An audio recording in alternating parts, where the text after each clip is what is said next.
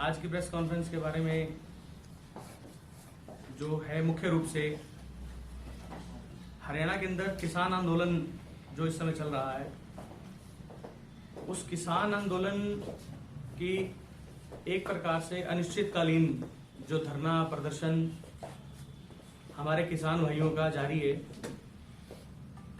उसको लेकर आज जो है वो स्थिति लगभग 20-25 दिन के बाद ये है कि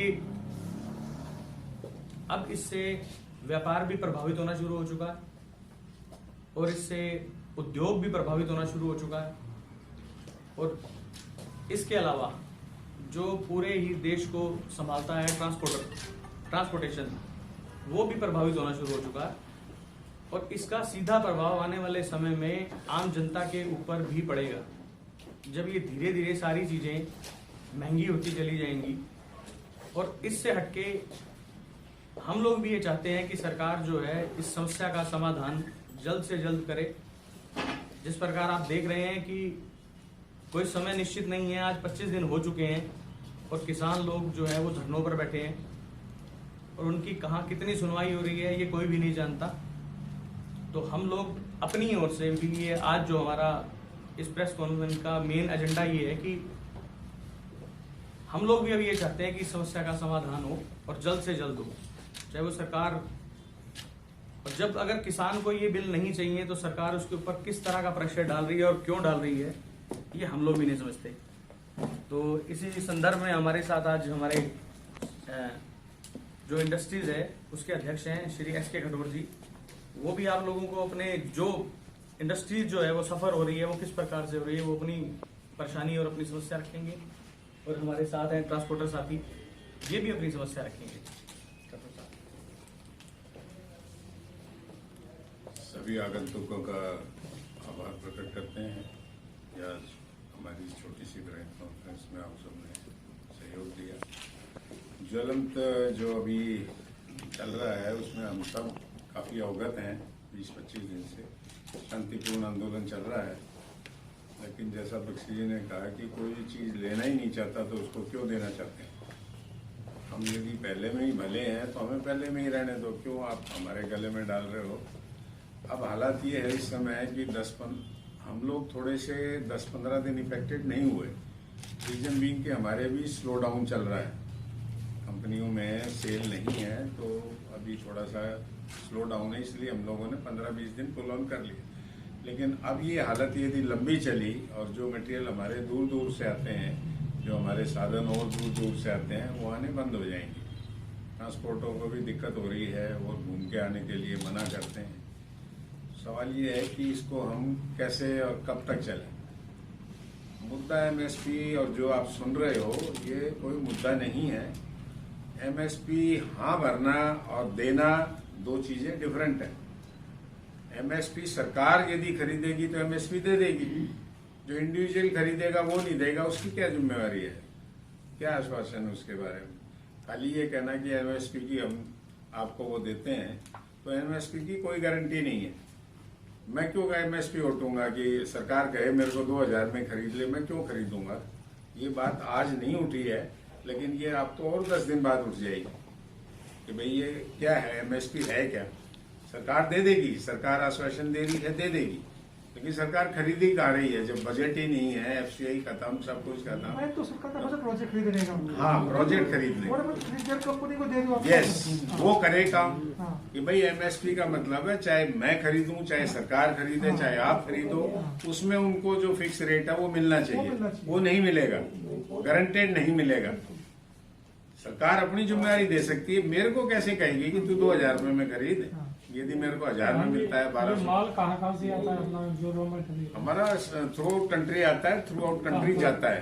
कौन कौन सी जगह से रॉ मटेरियल?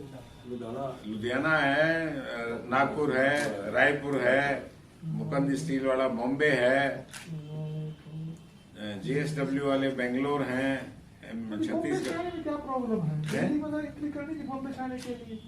नहीं, अभी जयपुर हाईवे जैसे बंद है, लुधियाना बंद है, लुधियाना में दिक्कत है। रेलवे तो गुड्स का है ही नहीं रोहतक में। और हमारा जाता सब जगह है। ऑटोमोटिव की कोई ऐसी कंपनी नहीं है इसमें रोहतक का शेयर नहीं हो, शेयर परसेंटेज कुछ भी हो सकता है, 5 भी हो सकता है, 45 भी हो सकता है, लेकिन हम 100% ऑटोमोटिव में डायरेक्ट सप्लायर हैं, चाहे वो ट्रैक्टर कंपनी है, कार कंपनी है, 2 व्हीलर है, स्कूटर है, कोई भी एनी व्हीकल, ये हमारा रोहतक का शेयर कितना आता उसमें- होगा माल करीब? ये कोई आइडिया नहीं लग मतलब सकता। हमारा यहाँ इंडस्ट्री में क्या प्रभाव पड़ा है इसका? अभी प्रभाव हमारे अब होना लग जाएगा, जब मटेरियल नहीं आएंगे, हम सप्लाई नहीं दे पाएंगे तो कंपनियां कैसे बना लेंगी मटेरियल। एक भी असेंबली में यदि एक नट भी नहीं जाता, एक बोल्ट नहीं जाता, एक पार्ट नहीं जाता, तो पूरी गाड़ी खड़ी हो जाएगी। ये अब सिचुएशन आएगी, अभी नहीं आई है, आ जाएगी। यदि 15-20 दिन और ऐसा ही चलता रहा तो अब यही गुजारिश है सरकार से सभी की कि भाई आप इसको एमिकेबली जो भी सेटलमेंट करना है उसको जल्दी करो। सरकार तो अड़ की है, ये सरकार अड़ रही है, मान नहीं रही है। नहीं मान भी नहीं। अब तो देखो कोर्ट की डायरेक्शन भी, सुप्रीम कोर्ट की बड़ी क्लियर है कि हम लोग जो है ना इस तरह का कोई वेग नहीं कह सकते कि आप इनको हटा दो, यहाँ से सड़क से फेंक दो। सुप्रीम कोर्ट ने खुद मना किया है। तो अब इन लाइट में भी आप नहीं सोचोगे तो फिर क्या सोचोगे? फिर कोई संस्था रह ही नहीं गई जो हमारी मदद करेगी। जो आज भी उठाई, उद्योग में कोई नुकसान हुआ हो, जैसे कितने करोड़ का नुकसान या- ऐसा नहीं कैलकुलेट हो सकता जी, ये सब फर्जीवाड़ी फिगरें हैं, ये मत दिया करो आप लोग भी, ये गलत फिगरें हैं। कटोर साहब, 3500 करोड़ रुपए का नुकसान हो गया करनाल में।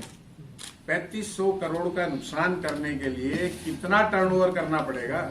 नुकसान आप किसको कहोगे?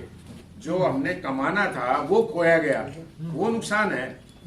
प्रोडक्शन का नुकसान तो अलग है। तो वो कितने करोड़ों का आप टर्नओवर करोगे जब आपको 3500 करोड़ का नुकसान हो? मैक्सिमम यदि कहीं आज के दिन है 4000 करोड़ रुपए का टर्नओवर हो गया तो वो पॉसिबल नहीं है। तो ये फिगर आप इससे क्या करेंगे? सरकार दबाव देखो जी, हम बहुत छोटी हमारी एरिया है, रोहतक बहुत छोटी औद्योगिक क्षेत्र है, स्पेशलाइज है ये ऑटो पार्ट्स में और ऑटोमोबाइल क्षेत्र में स्पेशलाइज तो है, लेकिन है बहुत छोटा। तो हमारा इतना इम्पैक्ट कि हमने तो सब जगह लिख के भी दिया हुआ है, और अब कंपनियां मांगने लग जाएंगी, माल मांगेंगी, हम देंगे नहीं तो कंपनियां भी चिल्लाएंगी।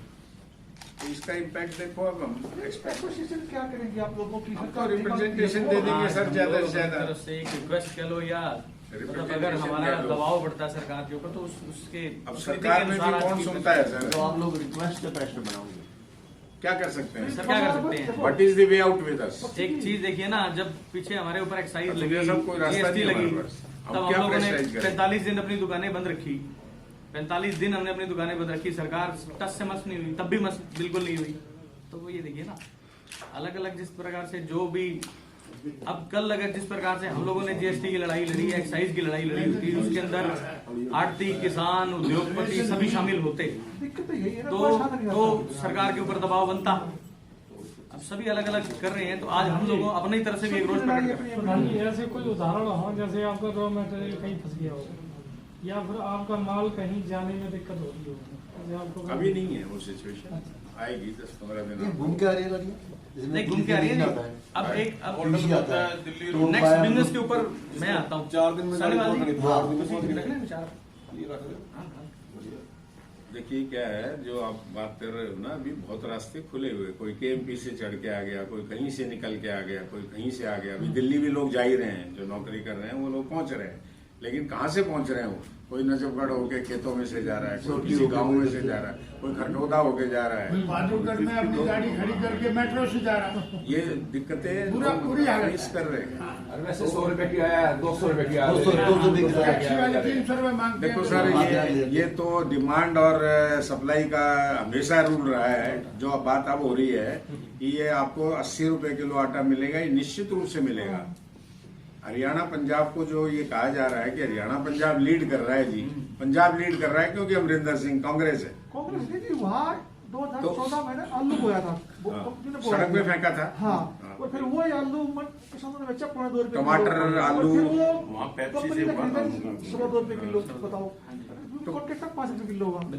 अब ये ये लोग चिप्स बन के बिकता है किस भाव में वो अब भी हम बता दो ना। देखेंगे तो हरियाणा पंजाब पूरे देश में हमारा शेयर ही 60-70% है। हाँ। गेहूं होता कहाँ है?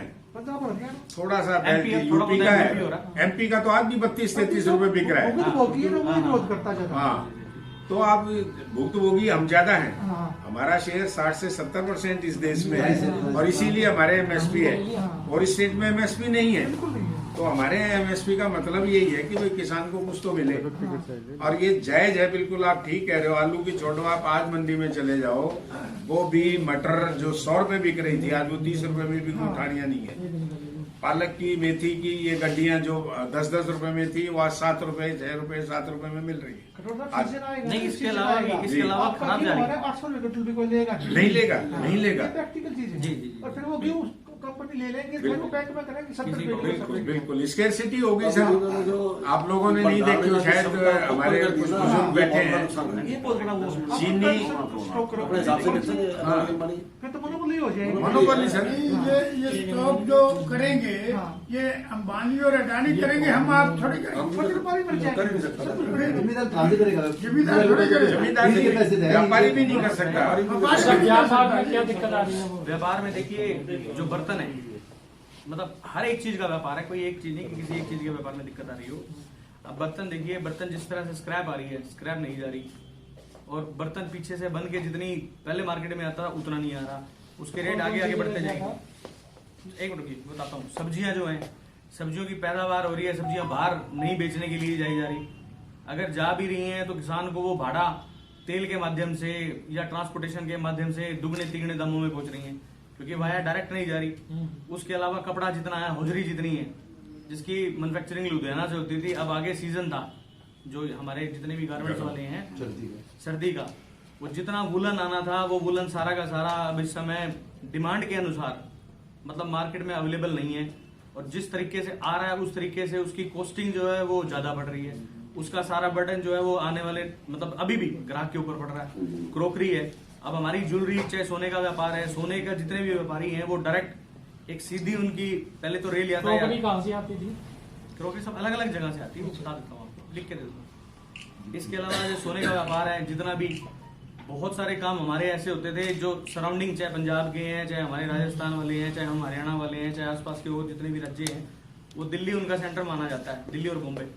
अब वो चीज भी मतलब एक सीधा सा जो रास्ता है भाई, डायरेक्ट जो नेशनल हाईवे हमारे बने हुए हैं उनसे ना होके अगर व्यापारी इधर उधर से घूम के आ रहा है तो उसको बड़ी परेशानी हो रही है। उसके अलावा लूटमार का उसका डर, क्योंकि अब छोटी सी एक आइटम 10 ग्राम सोना 50,000 रुपए का, अगर कोई जेब में 100 ग्राम 500 ग्राम जितना भी डाल के लाता है तो वो अपनी जान जोखिम में डाल के लाता है। और उसके बाद अगर किसी के साथ कोई लूटपाट होती है तो उसका कोई वली वारिस नहीं है, कहीं उसका कोई समाधान नहीं है। तो इस प्रकार से जितना भी आप हमारा व्यापार भी, चाहे वो जूते का है, कपड़े का है, ज्वेलरी का है या अनदर कोई भी चीज का है, वो भी इससे बहुत ज्यादा सफर हो रहा है। और आने वाले टाइम में इसका जितना भी बर्डन है वो कस्टमर के ऊपर पड़ेगा। आप ये देखिए, पिछले, हालांकि मैं मतलब सरकार को टारगेट नहीं कर रहा, मगर मैं सरकार की नीतियों पे बोलते हुए एक बात बोलूंगा कि पिछले 6 साल के अंदर किसी टाइम इन लोगों ने जीएसटी की तरफ, किसी टाइम इन लोगों ने एक्साइज की तरफ, किसी टाइम इन लोगों ने नोटबंदी की तरफ, उसके बाद कोरोना काल की महामारी, उसके बाद ही किसान आंदोलन।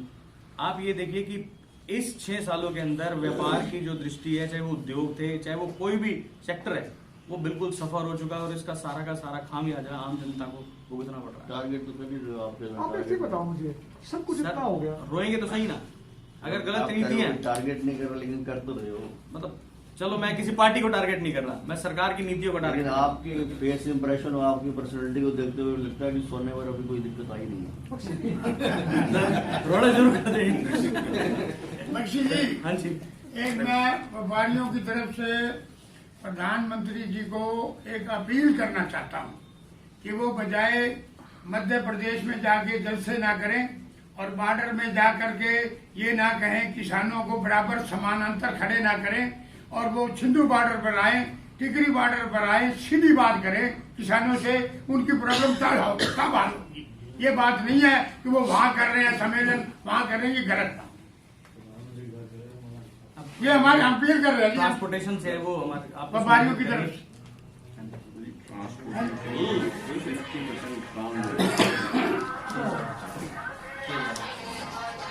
और व्यापारी भी कोई बिजनेस नहीं कर रहा, दिक्कत हो रही है। तो हमारी रिक्वेस्ट है कि इसका जो है संविधान जल्दी से जल्दी निकाला जाए।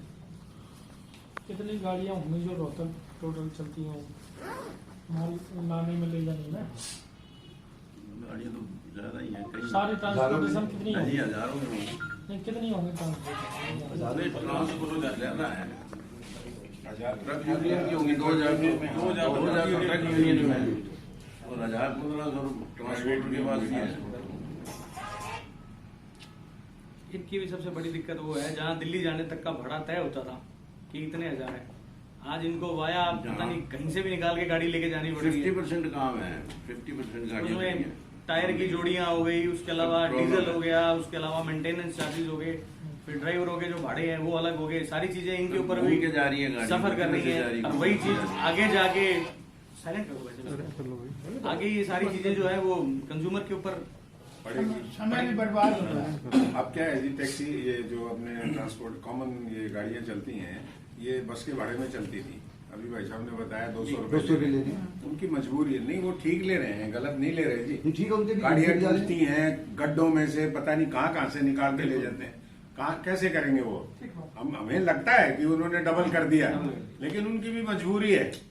85 रुपए में ले जा रहे थे पहले, बड़े आराम से जा रहे थे, कोई दिक्कत नहीं थी। लेकिन अब ये बात देखिए जी, मेंटेनेंस बढ़ता है, एवरेज घटती है, सारी चीजें उसने तो उसी 5 सवारियों में से निकालना है। तो हम ये कहें कि भाई कोई लूट बाजारी हो रही है, डिमांड सप्लाई की बात है। आज सप्लाई है नहीं, बसें हैं नहीं। आप एक देखिए ना, सबसे बड़ी तो सर्विस बसें की है ही, बसों की है नहीं, बसें बंद है। अब आज कोई ये पूछे किसी से, आपने ट्रांसपोर्ट चला दी, रोड चला दिया, एयर चला दी, और साधन आपने प्राइवेट गाड़ियां अलाउ कर दी, आप रेल क्यों नहीं चला रहे? क्या फांसी टूटेगी रेल में, बताओ आप। तो वही तरीका बस नहीं। करने का वही रेल रेल- का। नहीं, उसे सुनिए, अजीब बात है। रैली है और रेल नहीं है। हाँ, अजीब बात है देश की। मतलब आप रैलियां हैं और रेल नहीं है। बस भी वही चलती है, ऐसे ही चलेगी बिल्कुल। भीड़ में रेलवे से। हाँ। रेल भी ऐसी चल, बल्कि ज्यादा सेफ है। हाँ। उसका तो एक ट्रैक है, उसने तो सीधा उस ट्रैक पे चलना है। हाँ। गाड़ियां तो फिर भी घूम फिर के कहीं भीड़ सोशल में डिस्टेंस से के साथ देखिए वो शेप होती है। ज्यादा सेफ है। हाँ। क्यों नहीं चलाते? हाँ। क्यों? क्योंकि हमने वो भी प्राइवेटाइजेशन में ले जाना है। धीरे जाना धीरे चाहते हैं। तो उसकी स्केर्सिटी आज से क्रिएट हो गई। जैसे आप लोग सुन रहे होंगे कि गोडाउन आज नहीं बने, गोडाउन तो 2018-17 से बन रहे हैं। 2014 में रुक गए, 2007-8 में बढ़ने से। हाँ, मतलब जब भी समझो आप, नहीं पहले तो देखो प्राइवेट हैं, अपने अभी हैं रोहतक नहीं नहीं, में। जो आप ये कह रहे हैं ना अडानी हाँ। वाला, ये मोगा में और आपके क्षेत्र में 2007-8 में बढ़ लिए थे। ये सीलो है 2 लाख मीट्रिक टन है इनकी क्षमता। हाँ। उनका बोलते हैं बेस हाँ, सीलो। और 6 और 7 है आपके फील्ड डिपोजिट में, आपका तमिलनाडु में, नवी मुंबई में है,